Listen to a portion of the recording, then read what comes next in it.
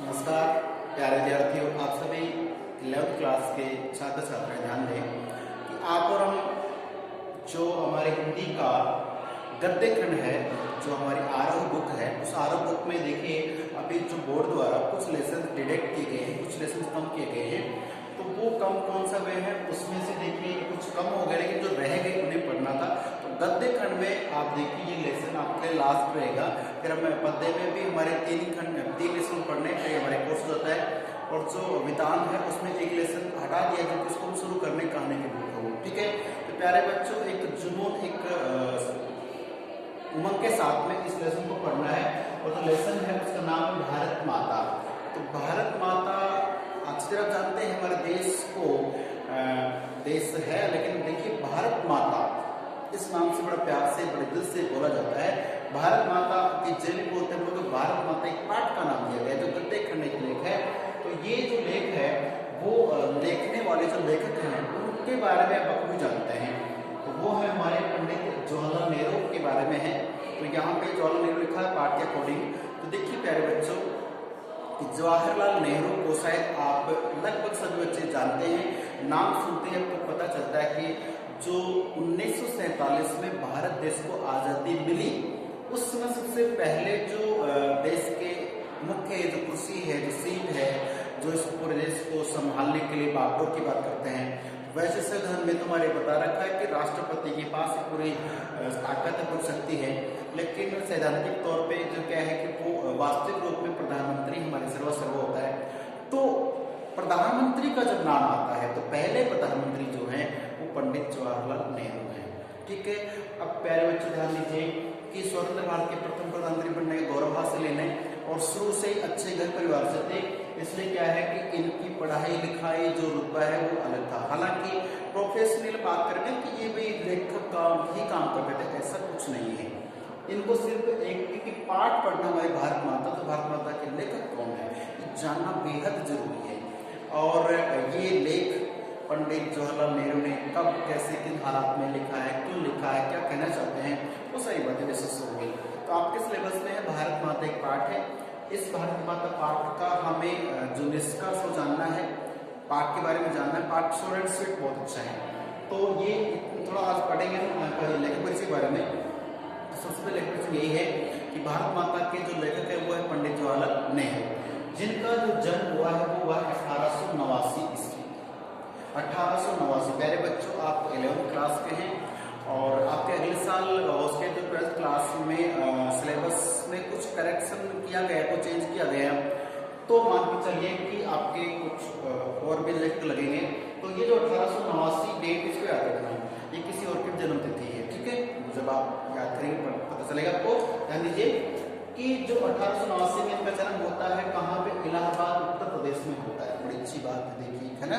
चलिए, इलाहाबाद उत्तर प्रदेश में जन्म होता है। लगभग सारे जो नेता अभिनेता है वो सब उत्तर प्रदेश ही दे रहा है ना। चलिए, तो देखिए इलाहाबाद काफी एक अच्छी जगह भी है, प्रयाग यहाँ आप जानते, सुना आपने। तो 1889 का जन्म होता है उत्तर प्रदेश से इलाहाबाद में। उसके बाद बात करें कि इनकी रचना कौन सी है।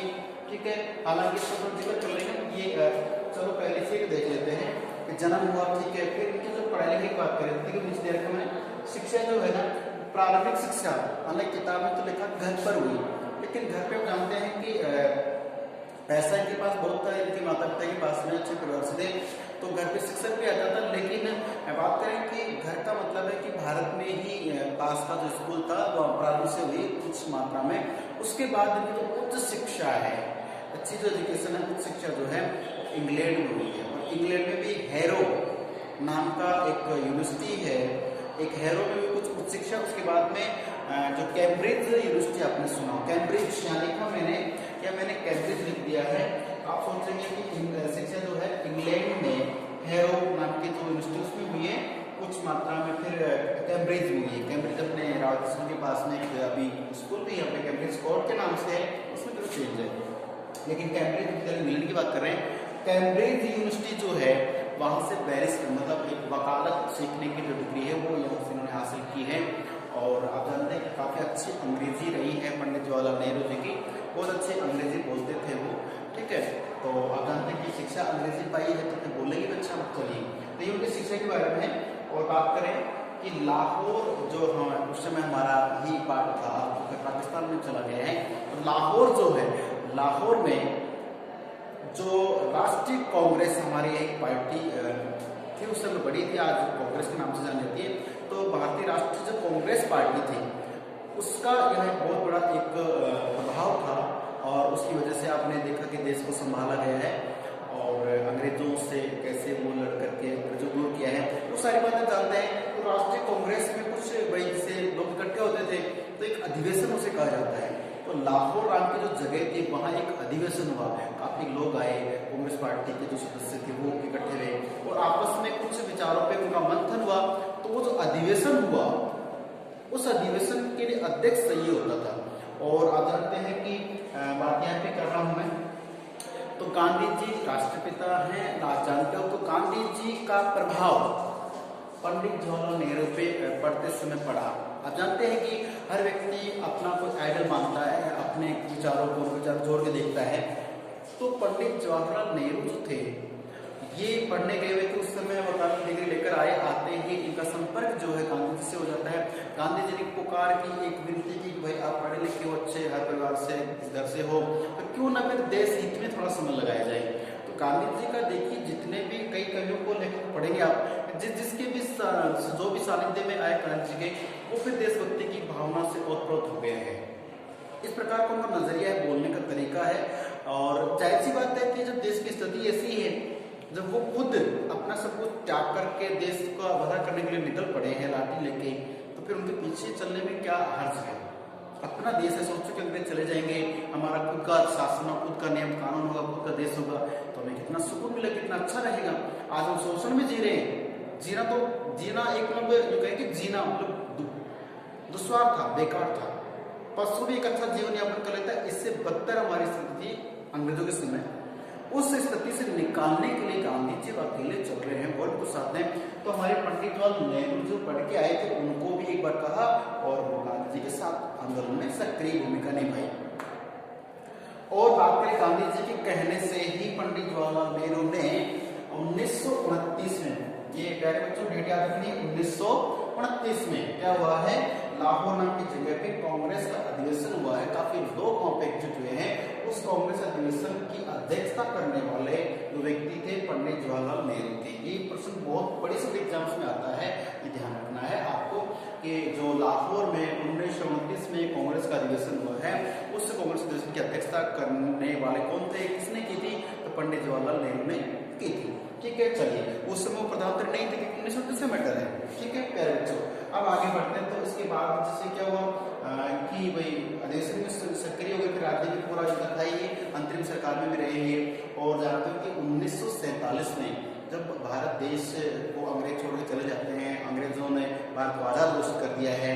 और उस समय आप जानते हो कि दो एक शर्त उनकी दो गुट में बनेगा, ये पाकिस्तान हिस्सा बन गया, हिंदुस्तान बन गया। तो स्वतंत्र भारत जो हिंदुस्तान था, उसका जो प्रथम प्रधानमंत्री बनने का गौरव वो पंडित जवाहरलाल नेहरू को ही मिला है। तो आप जानते हो कि पढ़ने गए थे इंग्लैंड से, वापस आए, तो वापस आते देश के कार्य में लग गए। तो उस समय ये कुछ लिखते भी थे, ठीक है, इनके बारे में अखबार में छपता था। तो ये जो बातें हम यहाँ पढ़ने जा रहे हैं, इनका साहित्यिक परिचय अगर लिखेंगे आप, अगर बाइदल आएगा नहीं, वैसे आ जाता है, एग्जाम में पूछ लेते हैं कि लेखक परिचय के रूप में इनका नाम आ जाता है। तो साहित्यिक परिचय लिखना होता है और व्यक्तिगत परिचय लिखना होता है। तो साहित्यिक परिचय जो बातें हैं वो आपको उसके आज किताबों मिल जाए, लेकिन उस समय किताबें नहीं लिखती थी। क्या करते थे, लेख लिख दिया, अखबार में छप गया, जो भी है। और मैंने आपको कहा थोड़ी देर पहले कि ये अंग्रेजी भाषा के जानकार रहे हैं। इस कारण से क्या हुआ है कि ये यूं कहूं कि अंग्रेजी में ज्यादातर रचनाएं लिखते थे और बाद में उनका ट्रांसलेशन किया गया है, अनुवाद किया गया है। अभी प्यारे बच्चे तो अपना भारत माता जो पढ़ेंगे लेख, ये भी इनका एक क्या कहूं कि हिंदुस्तान की कहानी, ये इनका एक क्या है, लेख है। ठीक है, सारी बातें क्या है, मैंने आपको थोड़ा सा देखिए नीचे लाइन दी है कि लेख और भाषणों का संग्रह। जितने भी लेख है ना, इस सब के सब क्या उनके लेख हैं, आर्टिकल उनके लिखे, और भाषण है, उन भाषणों को ही क्या है, उनको एक लेख बना दिया गया है। तो हम जो पढ़ने जा रहे हैं भारत माता को, इनका एक लेख कौन सा, हिंदुस्तान की कहानी। हिंदुस्तान कहानी नाम का जो लेख है उसके 5 भाग थे, 5 से ज़्यादा हो सकते हैं, लेकिन हम जो पढ़ेंगे वो 5वां भाग ही बात है। हम हिंदुस्तान की कहानी का 5वां भाग पढ़ेंगे, जिसको भारत माता शीर्षक नाम दिया गया है।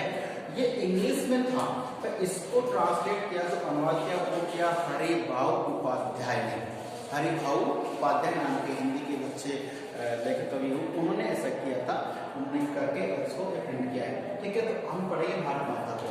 अब मैं आपको बता दूं कि एक बार हम नजर डालते हैं कि इनकी रचनाएं कौन कौन सी थी जो चलती हैं, और उसके बाद पढ़ेंगे भारत माता में क्या पढ़ना है। तो प्यारे बच्चों देखिए कि मेरी कहानी, तो देखिए कहानी सबकी होती है, कहानी घर घर की होती है। तो आपकी कहानी मेरी कहानी ऐसे समझते कि मेरी कहानी सॉरी मेरी कहानी जो शीर्षक पाठ है वो एक्चुअली में व्याकरणिक दृष्टि से क्या है, आत्मकथा है। आत्मकथा का मतलब होता है अपने बारे में कुछ लिखना होता है, और आत्मकथा जब पढ़ के देखिएगा उसमें हमसे जुड़ी चीजें भी होती हैं, उनके खुद के एक्सपीरियंस, उनके दुख दर्द, अच्छी बुरी सारी बातें उसमें लिखी होती हैं। मेरी कहानी तो कुछ ही डायरेक्ट लिख सकते हो, लेकिन उसको फिर क्या है कि कुछ ऐसा करके लिखा जाता है कि उसके लाइफ से हमें कुछ सीखना होता है। ठीक है, हम सीख भी सकते हैं। तो मेरी कहानी आत्मकथा के रूप में लिखिए। अगली है विश्व इतिहास की झलक, फिर है हिंदुस्तान की कहानी, फिर पिता के पत्र पुत्री के नाम। एक पिता, जैसे मान लो ये बात कर लेते हैं जो पंडित जवाहरलाल नेहरू है, इनकी बेटी को बखूबी आप जानते हैं। मैं आपको एक आंकड़ा जोड़ के बताऊंगा कि इनका जन्म तो हो गया है 1889 में, लेकिन इनकी जो मृत्यु है वो 1964 में होती है। ठीक है, चलिए, तो 1964 में जब इनकी मृत्यु होती है, दिल का दौरा पड़ा ऐसा बताया जाता है। तो 1964 में जब मृत्यु हुई, उस समय प्रधानमंत्री की तो जरूरत है ना, तो उस समय पंडित जवाहरलाल नेहरू के बाद जो बनने वाले प्रधानमंत्री हैं वो प्रधानमंत्री हैं लाल बहादुर शास्त्री। ठीक है, जो फिजिकली थोड़े से कम थे, मतलब उनकी जो कद काठी थी वो कम थी, लेकिन दिमाग और कर्मठता, सत्यता, जो कहो प्यारे बच्चों, एक बार जरूर मेरे कहने से लाल बहादुर शास्त्री के बारे में पढ़ना कहीं भी। मैं मानता हूँ कि आज तक के जो नेता आपके पॉपुलर, आपको फेवरेट जो लगते हैं, उन सबसे बेस्ट आपको लगने लग जाएंगे। देश का 1 रुपया भी उन्होंने अपने लिए खर्च नहीं किया, जो उनको मिलता था उस पद के लिए, उसी पैसे में घर चलाना, देश के पैसे से, अनावश्यक पैसे से कोई गाड़ी नहीं लेना, जो कमरा मिल उसी में रहना, इतना सादा जीवन और देश के लिए इतना कुछ किया। तो सोचिए कि 1964 में दिल का दौरा पड़ने से बेदेहांत हो गई, मृत्यु हुई है, उसकी तुरंत बाद किसको प्रधानमंत्री बनाया गया था? लाल बहादुर शास्त्री को। और इस डेट की बाद डेट आती 1965, और 65 में आप जानते हो कि जो हमारे 47 में अलग हो गया पाकिस्तान, उससे ही हमारा क्या हो गया था 62 में, तो हमारे किससे? चीन से। 1962 में हम चीन से हार गए हैं, और 2 ही साल हुए हैं, 2 ही साल बाद वापस में पाकिस्तान हम पे हमला करता है। और आप जानते हो 1965 में क्या हुआ? 1965 में हमने उनको हरा दिया, क्योंकि जो प्रधानमंत्री थे हमारे बहुत ही मतलब कर्मठ कहे जाए। देश में ऐसे उस टाइम, आज तो बहुत कुछ हमारे पास है, मिसाइलें, साधन संपन्न, गोला बारूद सब कुछ है, उस टाइम कुछ नहीं थी, पैसा ही नहीं था। अंग्रेज लोग की चलिए तो पूरा प्यारे बच्चों, मैं आपको पॉलिटिकल नहीं पढ़ा रहा, इतना समझा रहा हूँ। तो 1964 को याद रखना है, 1889 जन्म होता है, 1964 मृत्यु थी किसकी? पंडित जवाहरलाल नेहरू की। उसके बाद तो 65 की कहानी याद रखोगे तो आपको याद रह जाएगी, इसलिए मैं थोड़ा सा आपको बताया है। और 65 प्रधानमंत्री बनते हैं पंडित लाल बहादुर शास्त्री, जो बहुत ही नाइस पर्सन थे, सरल स्वभाव था, लेकिन बहुत दमदार एक नेता था। ठीक है, चलिए हम बात करते हैं रचनाओं की चल रही थी। तो पिता जो कौन है? पंडित जवाहरलाल नेहरू। उनकी बेटी कौन है? श्रीमती इंदिरा गांधी। ठीक है, स्वर्गीय श्रीमती इंदिरा गांधी हो सकते हैं, उनका भी देहांत हो गया है। तो देखिए वो इनकी बेटी थी। अब बेटी के लिए पिता क्या लिख रहे? पत्थर लिख रहे, पुत्री के नाम पे पत्थर लिखते थे वो। ठीक, अच्छी बात है, उसी जगह पे एक कपाट बनाए पेश किया गया है, इसको देखना। तो तीसरे नंबर जो प्रधानमंत्री बढ़ेगा, पहले ये हो गए, पहले आप शास्त्री को, उसके बाद कौन बनता है? इंदिरा गांधी बनती, ध्यान रखना। चलिए, पिता के पत्र पुत्र के नाम आते हैं हिंदुस्तान की समस्याएं। ये भी कहानी की पाठ का नाम है, हिंदुस्तान की समस्याएं थी। और भैया समस्या तो आज तक निराकरण नहीं हुआ है, लेकिन उस समय समस्याएं बहुत विकट थी, बहुत ज्यादा थी। आज समस्याओं को थोड़ा ये तो पता चलता है कि समस्या कौन सी, ये तो पता लगने लग गया आजकल। ठीक है, लेकिन उस समय समस्या बहुत ज्यादा थी, है ना, गैर की समस्या थी। बाकी स्वाधीनता, स्वाधीनता ने अपने देश, अपना स्वाधीनता, आजादी, स्वाधीनता। और उसके बाद राष्ट्रपिता, भारत की बुनियादी एकता। तो बुनियादी जो एकता है, बुनियाद का मतलब होता है आधारभूत, भूखे रहें, नंगे रहें, यानी कि अर्धनंगे रहें, कुछ भी हमारी कैसी भी स्थिति रहे, सर्दी गर्मी बारिश दुख दर्द कुछ भी रहे, लेकिन भारत जो है वो आधारभूत रूप से एक रहता है। एक व्यक्ति दूसरे के लिए आज भी झुकता है, उसके लिए तैयार रहता है, ये बात मान के चलिए। ठीक है, चलिए कई एग्जाम्पल मैं आपको दे चुका हूँ और फिर जब आप मेरे सामने रहेंगे मैं आपको एग्जाम्पल दूंगा कि हम किसी भी कंडीशन में क्यों ना रहते हैं, हम एक रहते हैं। ये क्या है, भारत की बुनियादी एकता की बात कर रहे हैं। लड़खड़ाती दुनिया आदि, लड़खड़ा दुनिया की पूरी दुनिया है वो लड़खड़ा रही है, कहीं ना कहीं किसी न किसी देश को कोई समस्या से जूझना पड़ता है। चलो अभी आजकल तो कोरोना से पूरी दुनिया जूझ रही है ना, इस बात को जानते हैं। प्यारे बच्चों, अब बात इनकी हमने कर ली है और ये मैंने बता दिया आपको इनका व्यक्तिगत परिचय, ये इनका साहित्यिक परिचय। अब बात करते हैं कि जो भारत माता पाठ उसमें क्या मिलने वाला आपको, उसमें आपको मिलेगा कि पंडित जवाहरलाल नेहरू कहाँ कहाँ घूमे, राजनेता बन के प्रचार करने के लिए, जनता के सुख दुख जानने के लिए जहाँ जहाँ जाते तो यहाँ गए वहाँ गए, इधर उधर जाते थे। तो इनका अलग अलग लोगों से मिलना जुलना, यही इस पाठ में पता चलेगा कि इनके जो अनुभव थे। तो इन्होंने ये पता लगाया कि भैया ये है कि हम किसी भी हिंदुस्तान किसी भी भाग में जाते हैं, वहाँ के लोगों में एक अलग चीज देखने को मिलती है, पहनावा रहन सहन खान पान सब कुछ अलग था हमारा, लेकिन एक चीज एक है, वो है भारतीय संस्कृति, भारतीय एकता। वो पूरे विश्व में सबसे अलग है तो वो भारत की है। चाहे फिर बोलचाल को ले लीजिए, रहन सहन को ले लीजिए, खान पान को ले लीजिए, हर चीज में हमें, क्योंकि हमें भारतीय होने का गर्व है कि हमारे देश में बहुत कुछ अच्छाइयाँ, ये तो उस जमाने की बात, आज भी अच्छाइयाँ हैं। अगर हम एक सकारात्मक नजरिए के साथ सोचे तो वहाँ से आजादी हमारा देश है, छोटी मोटी बातें होती रहती चलती रहती हैं, वो हमारे जैसे परिवार में चलते, देश तो बहुत बड़ा है। ठीक है, तो हमें एक सकारात्मक सोच के साथ में पंडित जवाहरलाल नेहरू का जो पाठ है भारत माता, उसको अध्ययन करना है। इसमें संस्कृति के बारे में और हमारे भारत के विभिन्न भागों के बारे में जानने को मौका मिलेगा। प्यारे बच्चों, इसी उम्मीद के साथ में कि आप इस वीडियो को देख चुके होंगे, देख लिया होगा, देखें और देखने के बाद नोट भी करें, कुछ बातें इंपॉर्टेंट है और उसके बाद इसे याद करें। ठीक है,